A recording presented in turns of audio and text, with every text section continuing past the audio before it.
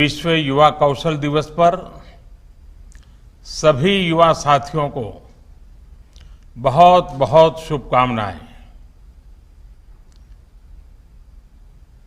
दूसरी बार है जब कोरोना महामारी के बीच हम ये दिवस मना रहे हैं।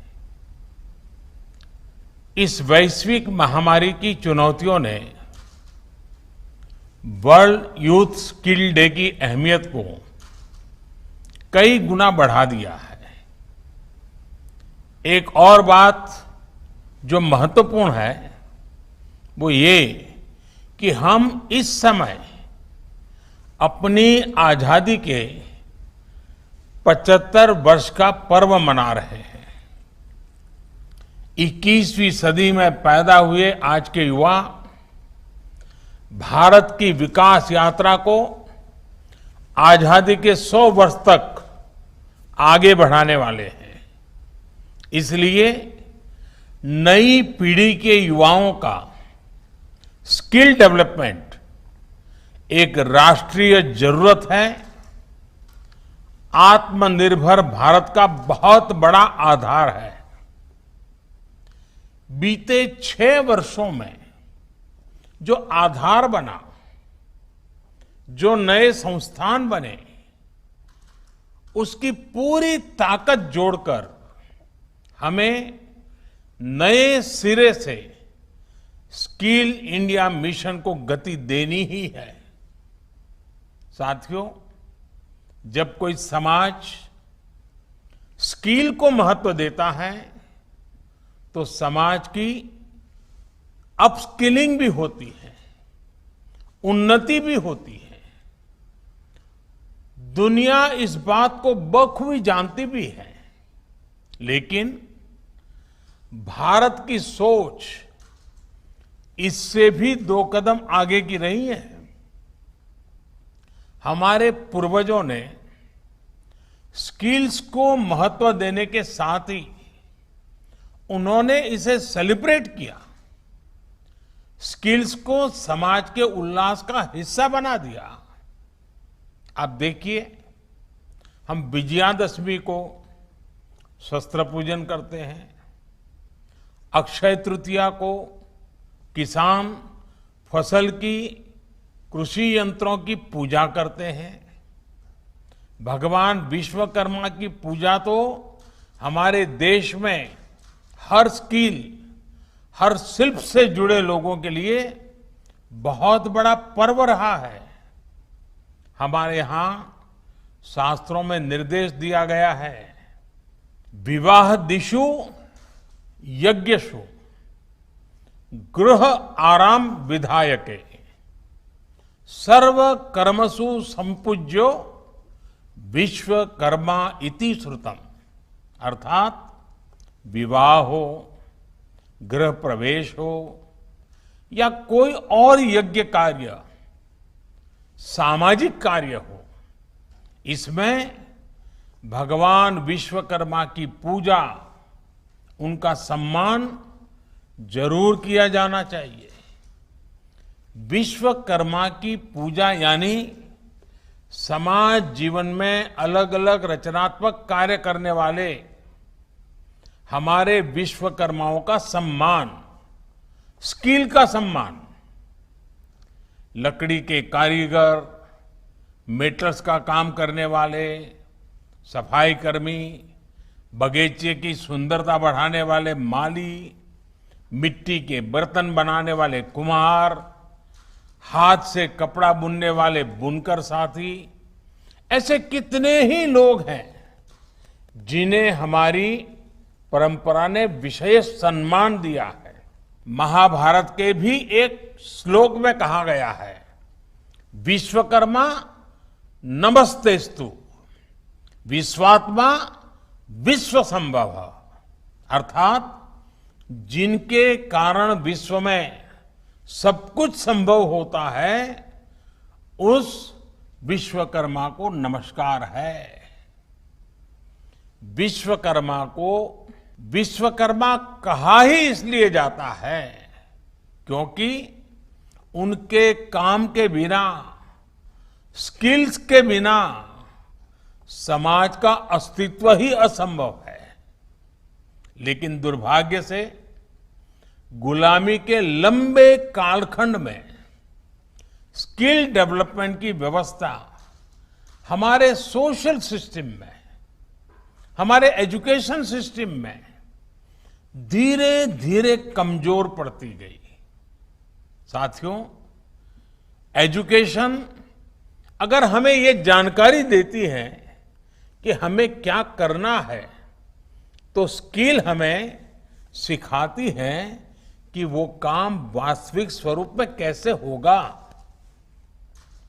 देश का स्किल इंडिया मिशन इसी सच्चाई, इसी जरूरत के साथ कदम से कदम मिलाने का अभियान है।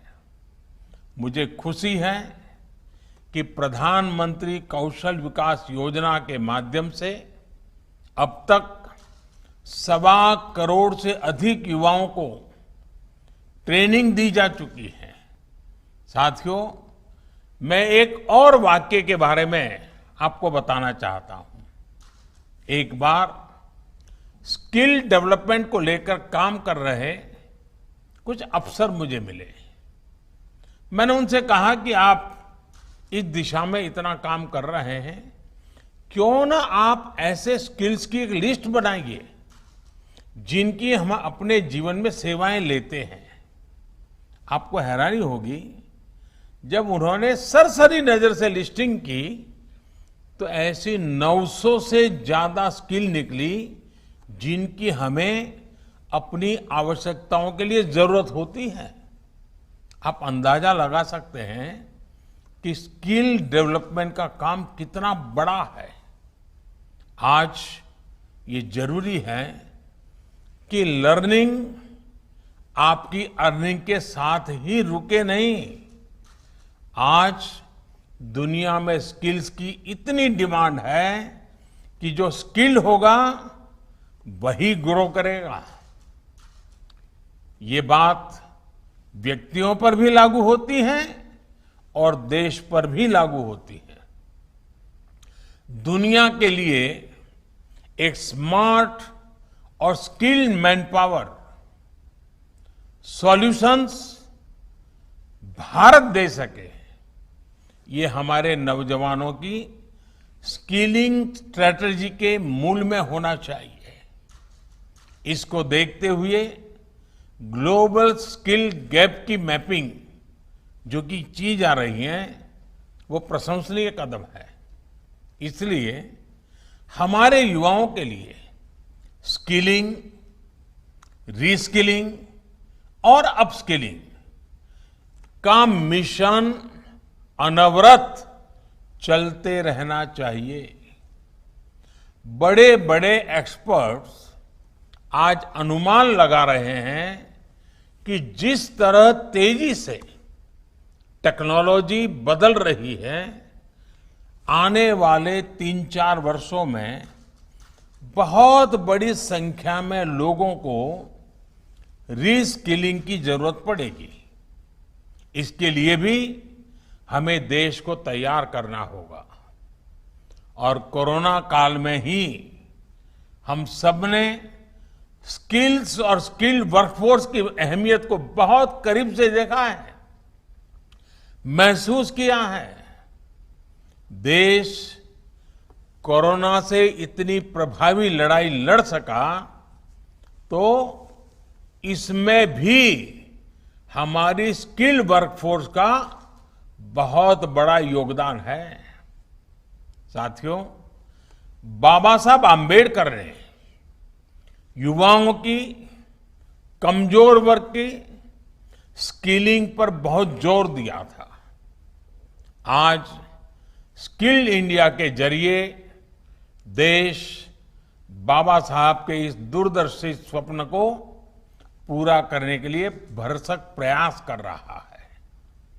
उदाहरण के तौर पर आदिवासी समाज के लिए देश ने गोइंग ऑनलाइन एज लीडर्स यानी गोल प्रोग्राम शुरू किया है।